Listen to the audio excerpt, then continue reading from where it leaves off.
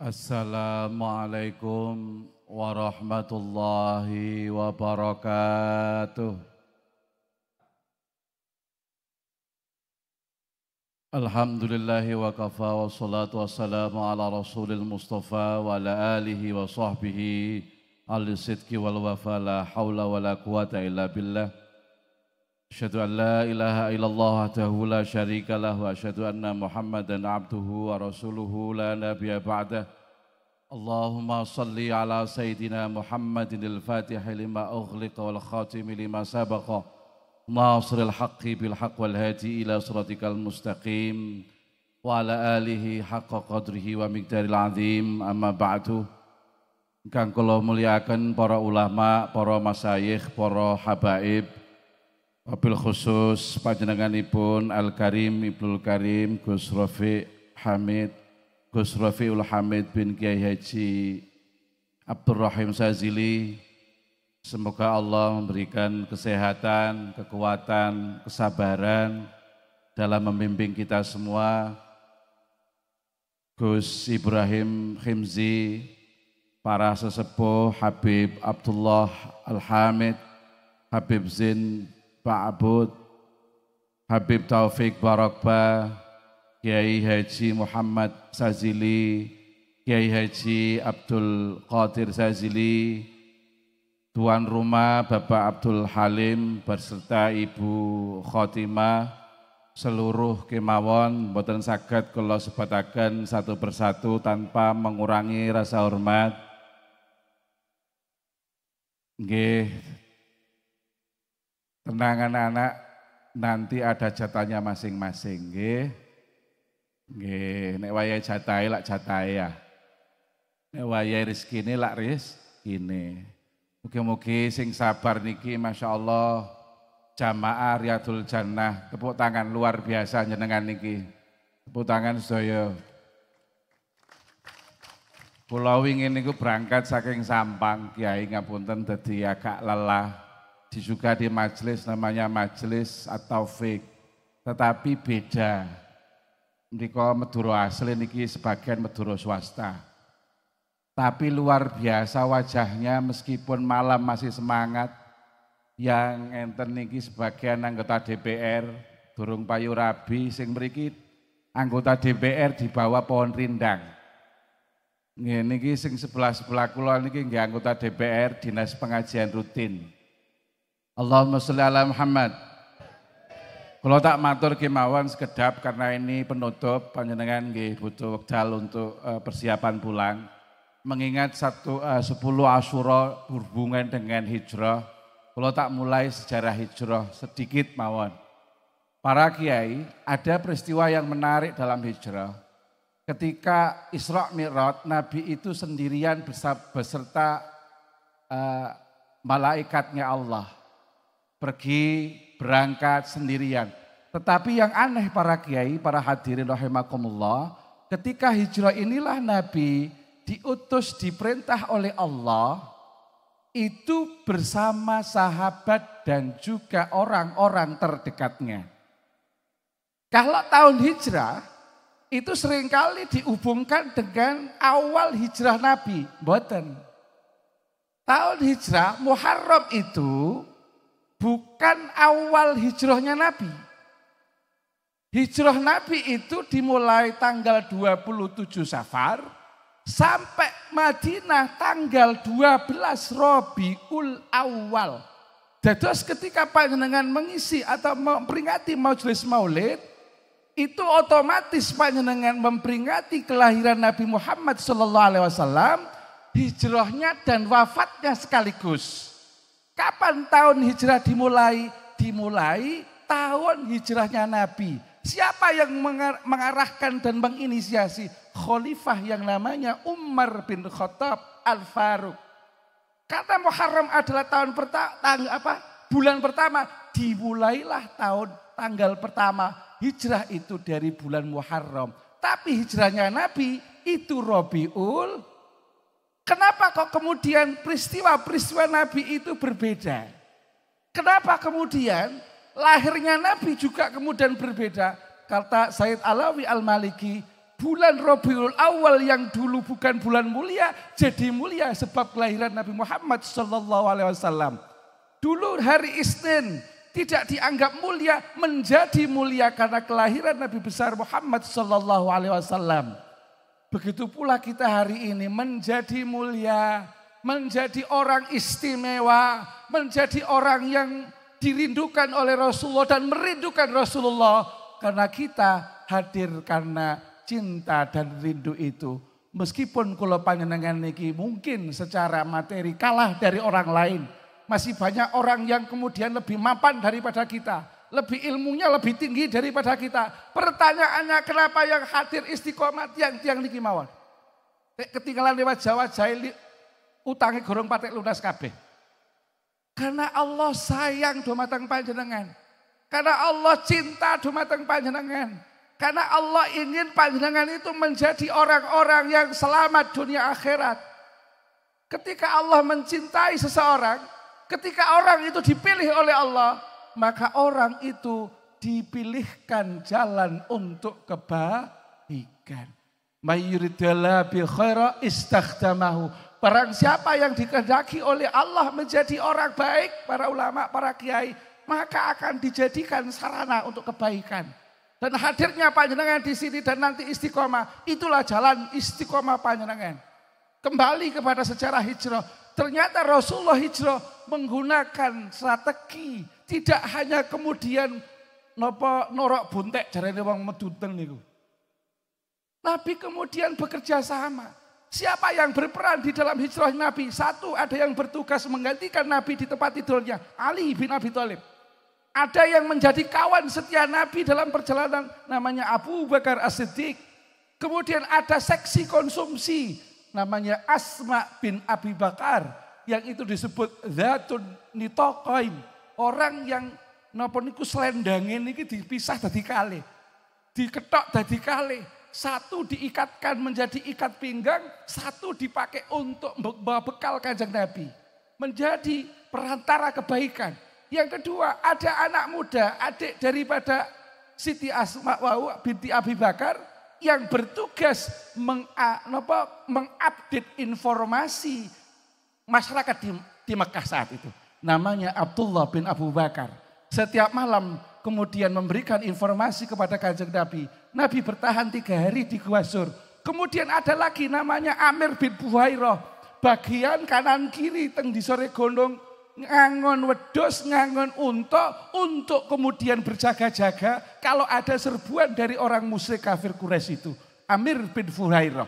Kemudian ketika Nabi berangkat hijrah, Nabi menyewa seseorang dan itu ternyata bukan orang Islam, namanya Abdullah bin Uraikid Ad-Du'ali. Itu orang musyrik. Tapi karena dia adalah orang yang tahu, yang paham lokasi dan jalan menuju Madinah dari jalan yang selamat, ditempuhlah jalan itu. Nah, di sini menggambarkan bahwa Nabi di dalam berdakwah itu butuh partner. Nabi di dalam perjuangan, Nabi membagi tugas.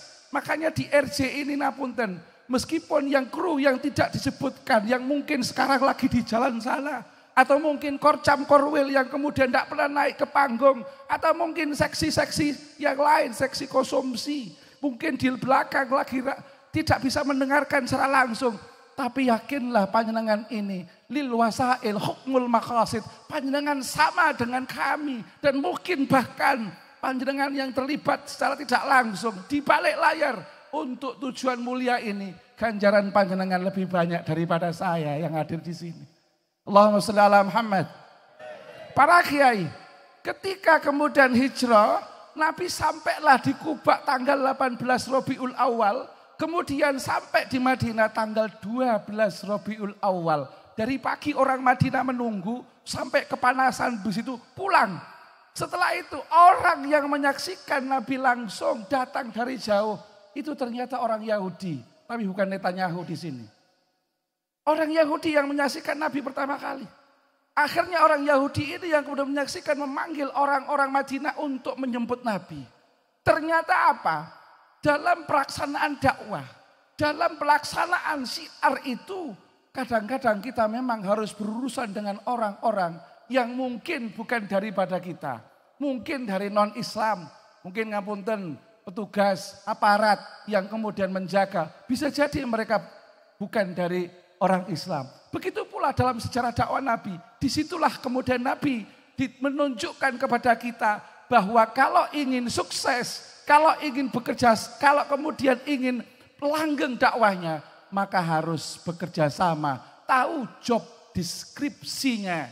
Maka ngapunten panjenengan yang hadir di sini, kru masing-masing, petugas masing-masing, janganlah merasa lebih daripada yang lain, karena masing-masing punya tugas sendiri-sendiri. Allahumma shalli ala Muhammad. Kemudian para kiai, 10 Asyura, orang Jawa itu memenggal belakangnya.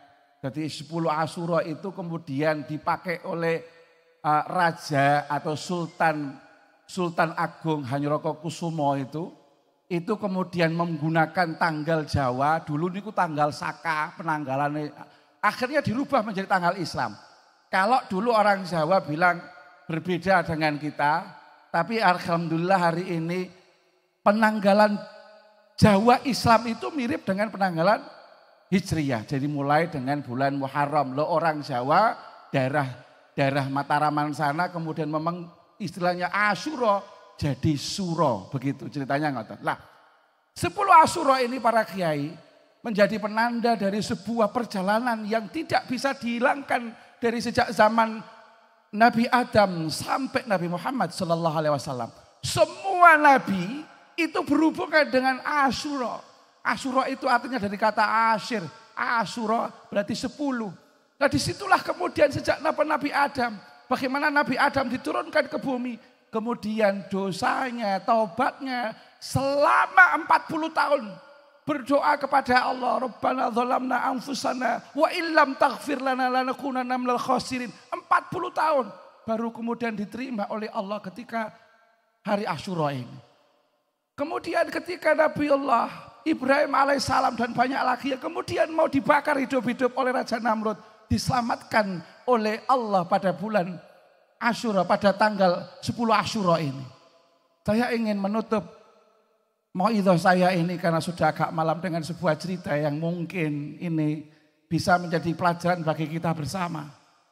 Ketika Raja Namrud membakar Nabi Ibrahim alaihissalam itu, para ulama, para kiai, para hadirin rahimakumullah. Itu semua manusia, para hewan sekalipun tidak ada yang kemudian membantu Nabi Ibrahim alaihissalam, Khalilur Rahman Abul Anbiya. Semua saat itu menunggu keajaiban. Kemudian disitulah Nabi Ibrahim dengan keyakinannya. Dengan keyakinannya beliau juga tidak tahu saat itu. Sebenarnya api ini nanti ketika saya dilemparkan ke situ, apa yang terjadi? Nabi Ibrahim tidak tahu bahwa api itu nanti akan jadi dingin. Begitu pula ketika Nabi Musa alaihissalam memukulkan tongkatnya ke laut. Laut itu dulu, Nabi Musa tidak tahu. Tidak tahu apa maksudnya. Akibat dari perintah yang diperintahkan kepada beliau, kemudian terbelah menjadi 2 itu. Nabi Musa tidak tahu. Begitu pula Nabi Nuh, ketika kapalnya terombang-ambing dalam banjir itu selama 150 hari, beliau juga tidak tahu kemana nanti akan menghantarkannya. Pelajarannya bagi kita apa? Ternyata setiap manusia, setiap nabi pun akan dicoba, diuji oleh Allah dengan ujian yang berbeda-beda. Dan kalau kita diuji, kita kemudian ditempa oleh Allah dengan ujian itu, yakinkanlah bahwa ujian itu mesti mampu kita akan hadapi. Karena Allah tidak akan menguji seseorang hamba di atas batas kemampuannya. Allah menguji kita dengan berbagai macam. Tapi lihatlah para aulia, para syuhada, para anbiya diuji pula.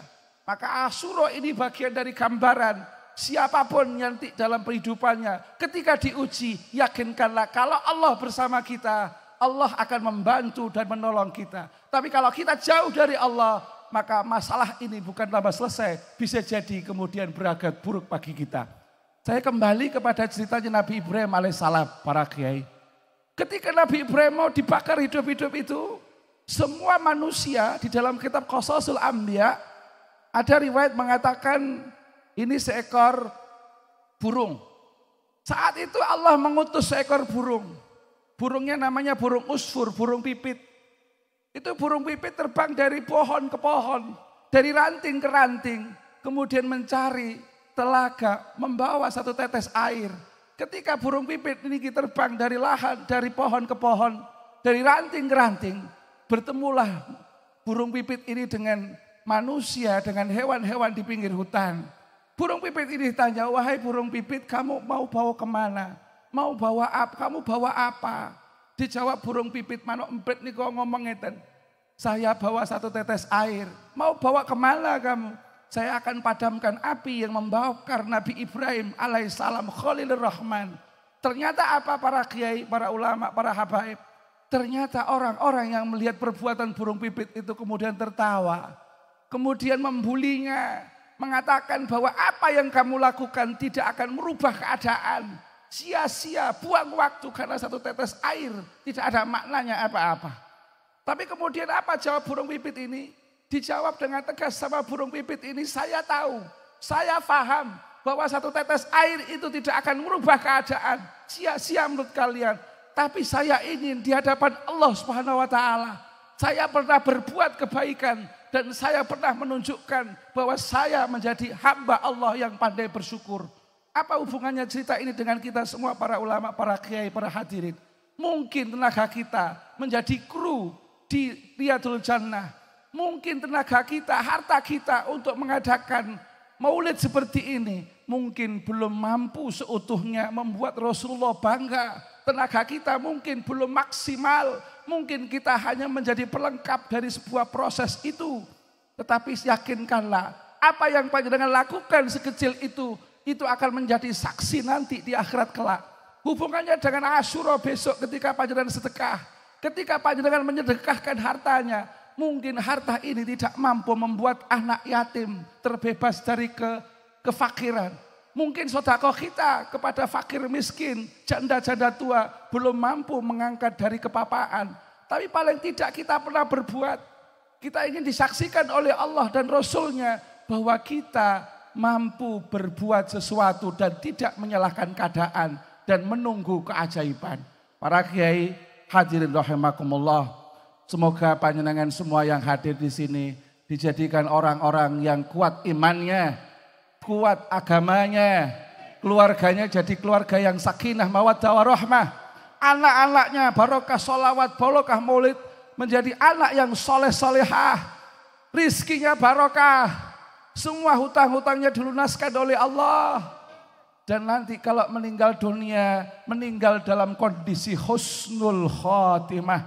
Dan semoga orang-orang tua kita, guru-guru kita yang meninggal dunia di alam sana tersenyum bahagia karena melihat anak-anaknya, cucu-cucunya istiqomah, bersolawat dan bermunajat. Semoga kita nanti mendapatkan kebahagiaan di dalam perjalanan di akhirat kelak.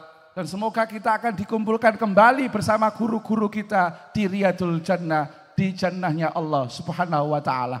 Ilahuna wal afu minkum ihdinas siratal mustaqim wallahul muwaffiq ila aqwamit thoriq. Wassalamualaikum warahmatullahi wabarakatuh.